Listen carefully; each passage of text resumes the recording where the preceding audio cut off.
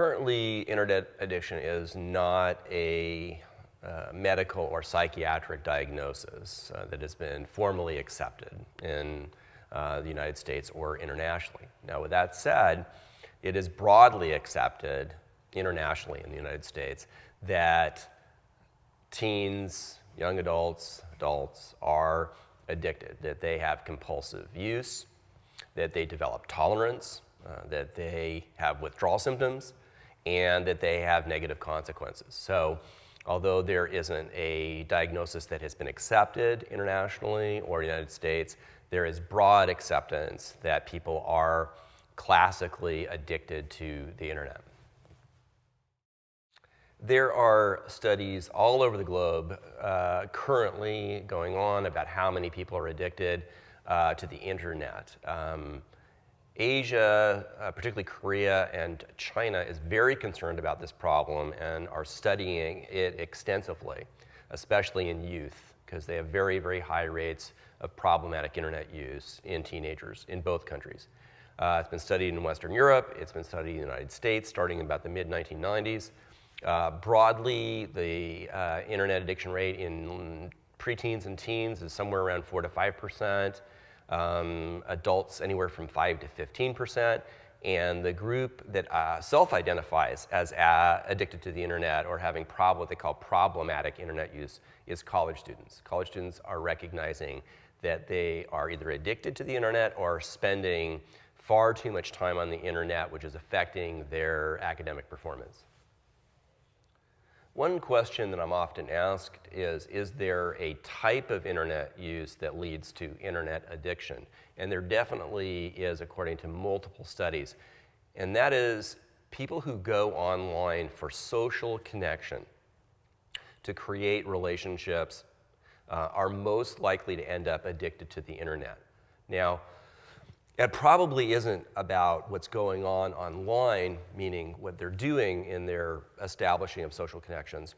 It has more to do with probably the underlying issues, loneliness, depression, that is leading to using the internet to make connections with people, which then leads to problematic or addictive use of the internet. Parents ask if they have a child or teen that is likely to become addicted to the internet. Is there some population, some sort of diagnosis? And it's broadly accepted that children and teens who suffer from depression are most likely to become addicted to the internet or to become compulsive in their use. Attention deficit hyperactivity disorder has been positively correlated with addiction, and autism spectrum disorder. Kids with Asperger's syndrome, high-functioning autism, spend an enormous amount of time online doing what is called database searches. So the three populations that are most likely to have internet addiction problems are depressed kids, kids with attention deficit disorder, and kids with autism. One of the interesting research areas is, are internet addicts also addicted to alcohol, meth, cocaine, Oxycontin, different kinds of drugs? There is a lot of data now that if people have pre-existing addictions to drugs or alcohol, they're more likely to be addicted to the internet. So that's the current thinking, is that if a person is already addicted, and that also would include behavioral addictions like gambling or shopping, they're more likely to have addiction to the internet. The signs of internet addiction in children and teens are very similar to the signs in adults. They spend an excessive amount of time online and have what is called time warp. They don't know how long they're online. They're preoccupied with being online when they're offline and are often agitated, depressed, bored whenever they're offline. They withdraw from friends and family into the internet. They don't do homework. They don't do chores. And the negative consequences that accrue, like loss of friends, loss of family connections, poor grades, are not meaningful to them. The negative consequences are not important. And those are the core signs and symptoms of internet addiction. Parents ask me often, is talking therapy or what is called psychotherapy helpful the children and teens who are addicted to the internet. Traditional forms of therapy are not. They're based on insight and the kid coming in and talking about their problems. That doesn't work. But cognitive behavioral therapy has been demonstrated to work. Cognitive behavioral therapy focuses on thinking patterns and how thinking patterns relate to the way people feel, which then influences their behavior. So if you can find a therapist that is qualified in cognitive behavioral methods, particularly a mental health professional that has experience using cognitive behavioral therapy with addiction, then you can have good results. A question I'm often asked is there medication available to treat internet addiction in children and teens? And the answer is not currently, or there's certainly not been any studies that have demonstrated the effectiveness. With that said, adults have used the Prozac family drugs for addiction, for gambling and shopping, sort of behavioral addictions. So there may be some crossover effectiveness in children and teens with that group of medications, but it has not been established.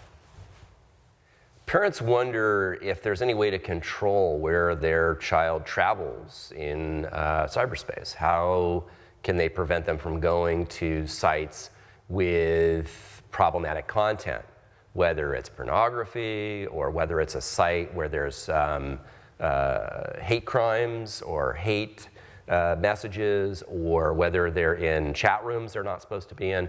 There is good software that parents can install that simply blocks all kinds of different sites that would have problematic content. So what parents should do is set parental controls and install software that will prevent children from going to sites that are problematic.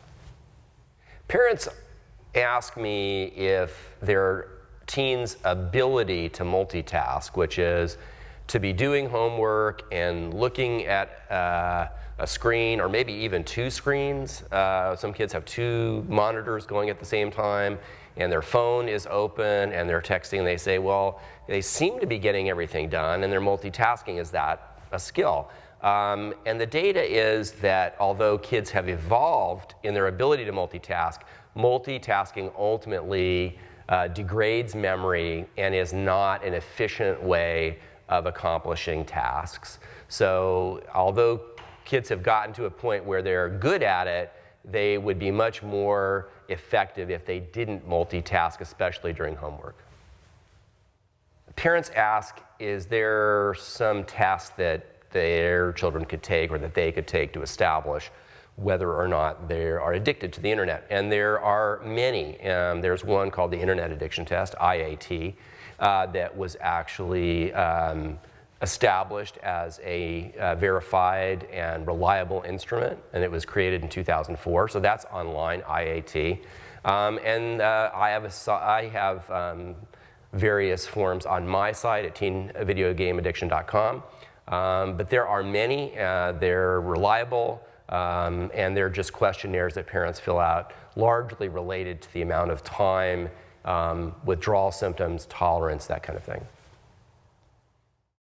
Parents feel in a bind when it comes to problematic internet use in terms of what are their choices. They feel like the internet now is an integral part of their teenager's daily life in terms of communication with friends, in terms of communication with school.